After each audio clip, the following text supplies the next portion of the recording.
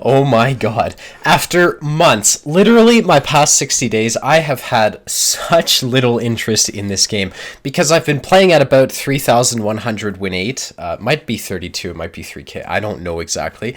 But my win rate has been 52%. After months of this type of bullshit that I've been getting, I have loaded up the AMX 12T and my mark of excellence is up to 22% after 4 games. So, considering this is the best 4-game streak I have had in over 60 days, I am thrilled to start doing live gameplay in this tank. I think it's going to be an absolute blast. The 12T has got to be one of the best tier 6 scouts, like tier for tier right now. There's no light tank that I come up against where I'm like, damn, he's got a huge edge over me. And the reason for that is this thing's capacity as an autoloader. The other thing that happens is, World of Tanks isn't a 1v1 fight. When you play a light tank, you're not only going to be fighting other tier 6 lights, you're going to be up against like IS3s in a tier 6 light tank and so on and so forth. And so if you have something to deal with that, and this tank does, it's got the autoloader and 202 pen on the gold round, you get a very flexible tank that's good in a wide variety of situations. And so what I'm going to do, as this thing progresses, I'm going to load, the new equipment that lets you see through bushes? I suspect that's going to become more useful in the vast majority of situations than optics could ever be. So, as I grind down light tank lines in the future, I'm going to start running that instead, and we'll see how it does. But currently, I think that's going to be a lot better use of my equipment slot, basically. Now, we're in El Haluf. Most light tank drivers, if you've ever played this map, you try to do something where this Crusader is. That's not a good play. It makes no sense. That position, you just get YOLO'd and farmed by people camping on the ridge. That's exactly what's going to happen to their tanks back there. So I come back to here and I look for the first shot on someone that comes out right here. But there's obviously the risk that someone YOLO's in A2. And so what I have to do is I watch the map. And I have, like, my screen... Oh, that's not good. Basically, I use the map to see if anyone's crossing here, and then I have to get safe based on that information. So, Leo is in the open. I'm going to look at who I've got with me, and you can see it's only a 54 mod 1. And this Leo has... Oh, this gun handling sometimes, man. This Leo... that's not good. Okay, so... I would have stayed if it was just one medium, but they have like 4 mediums coming this way, and we're going to lose that side of the map. So when this happens, what you can do is you can fall back to G2, and you can snipe to support the mod 1. Now, because I'm on an autoloader and I'm already reloading, it's worth it. Like, I have the time to move. And so we're going to fall back to here. We're going to try to keep this guy alive. Now, that Progetto rammed the mod 1. I don't have the gun elevation to help out as much as I'd like. God, what is this gun elevation? Okay, so if this Leo pokes up, I do have shots. You can see sneak one in right there. I suspect this guy's not really looking at me.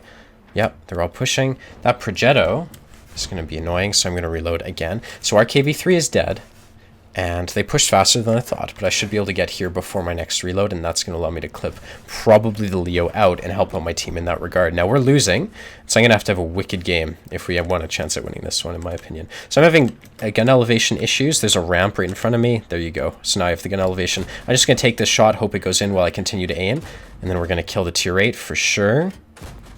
Okay, and now we're going to put our last shot into the Leo. Bounces, whatever. Okay, now when you look at the map, suddenly the tables have turned, and we should... Oh, that's a T29. Okay, we should have been able to push into this, but with the T29 who's held down right there, it's my job to do as much as I can from this location to try to guarantee, that we win this side of the map. Now, Scorpion G's there. That T29 is just going to farm us, and I can't do much. So my next clip is gold here because it's literally a T29, and I'm going to start reloading right now because I need to be able to help the Tiger 131, and they're going to start pushing in all these heavies up here, and, well, these shots need to go in. So I've got 8 seconds left. Hopefully the Tiger survives for another 5 or so. Yeah, Tiger's alive. That's good. Okay, and then I'm going to focus down the Leo just to remove guns. Bounce. Are you kidding? Okay. It's 1, 2...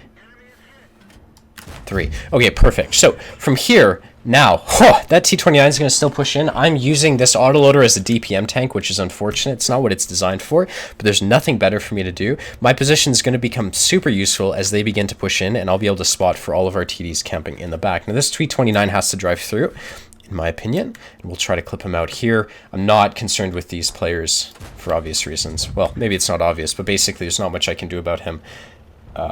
I would rather shoot at the T-29 as opposed to their tier 6s. Now, I'm going to move to over here. You can totally do that on this map, and I've got 3 shells left, so hopefully I can dump 2, maybe finally get the kill on this Leo right here.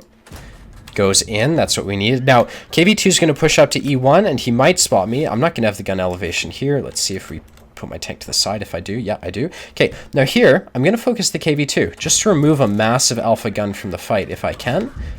And looks like both shots bounced, or I might have hit the 30-45 blind right there, and that's why the shot didn't seem to do anything. Now, I'm going to continue to fall back. I don't want that T-29 spotting me. T-29 won't spot me anymore because he's literally dead. We'll see if we can finish someone off here. I've got this other KV2. Totally going to focus this guy down. He's in the open. I've got 7 shells of gold left. Okay, at least these are going in. These shells aren't being wasted, and I'm going to have to... I'd like to shoot this last one because it makes no sense. You know, it's my last shell in the mag. Okay, I'm going to reload. It's going to leave me with 1 APCR shell left, but I think it's the right play because I'm going to want a full magazine once they start pushing in some more, and so I think this is the right thing. Now, the boogie doesn't swat anyone. We've got 8 shells left. I won't need gold for anyone else on their team apart from the tanks directly in front of me, so I'm not apprehensive about shooting gold tier action. Now, this guy's pushing in. My apprehension's missing. So if this guy's pushing in and he's not going to spot me, I can watch this corner, and I suspect that KV2 is going to sit there in a sec. So I'm not going to blind fire it with my ammo situation. You can see I should have the view range to spot it, but I'm going to camp it, try to kill this guy if I can. And if we can get rid of like a 152mm cannon, that's going to increase our chance of winning a lot, because he could just snapshot someone and win them the game. Now, he hasn't poked. That doesn't mean he's not here anymore. God. Okay, E25 kills himself. See, if I was this KV2, I'd be not doing nothing, because my team is not doing so hot. See, the problem is, if I push up to here, I won't have the gun elevation to kill the KV2 if he becomes an issue. So, I'm just going to take the risk. 1,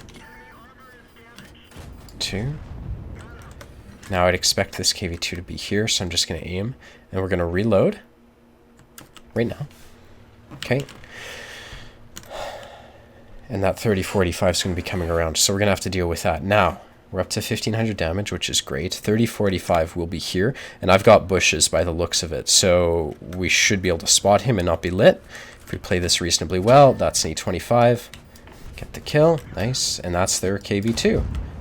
Okay, so that's a full HP KV2. I actually thought he was a one-shot. I have 1 more gold shell here, and this guy's pushing into me. Now, if he turns his turret and fires like he did, I'll get the shot into him. I've got 8 shells left. My best play is to flank this 34, get his gun out of the fight. Good. Now they've got a Super Hellcat pushing into our IKV. They've got a Boogie, and he's 700 hit points.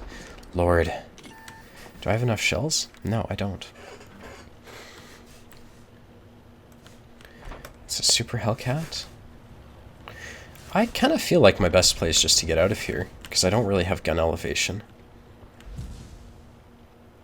Now, the Super Hellcat's super brave. 135 times 4 is going to be about 520 off the top of my head, so I should be able to kill him if I catch him out, and that's actually going to be the plan. I think the Super Hellcat is going to outrun his Boogie, and I'm going to be able to clip him out right here, so that's exactly what the plan is. Good. And hopefully we can get him to not shoot me. If I can save my HP, that would be fantastic. He misses. Good. Now we've got 4 shells left. Now they've got the BUGI on cap, presumably. He's 700 HP. I've got 4 shells left. I can't win this game. So, to me, I'm going to try to catch out that SU-130 or something to get more damage. I've got a minute left in this game. Jesus. I think I'll get the most damage if I fight the BUGI. The Boogie. If I fight the Boogie, I will get, you know, presumably 3 shots of damage, which will make this almost 3k damage game. Maybe I can get 2 ammo racks or something. We'll see. If this is an ammo rack, oh my god. We're going to have to kind of push into this guy, because I want to fight the Boogie with the SU-130 not overwatching him, ideally. And the SU-130 should be here, actually. Okay, but he's not. I think the BUGI is going to be behind one of these ridges on cap. Okay. I will totally take the hits. He's going to kill me anyways. Just make sure all these shots go in. Okay, and get the last shot of damage. Do you think this guy will chase me down? No! No, no, no! Oh, yes! Okay! Alright, let's go see who we can mess with. Put the... No! God damn it. What the hell? I need more shells, man! God damn! That could have been a win. That ruins my win streak in this tank. Oh my lord.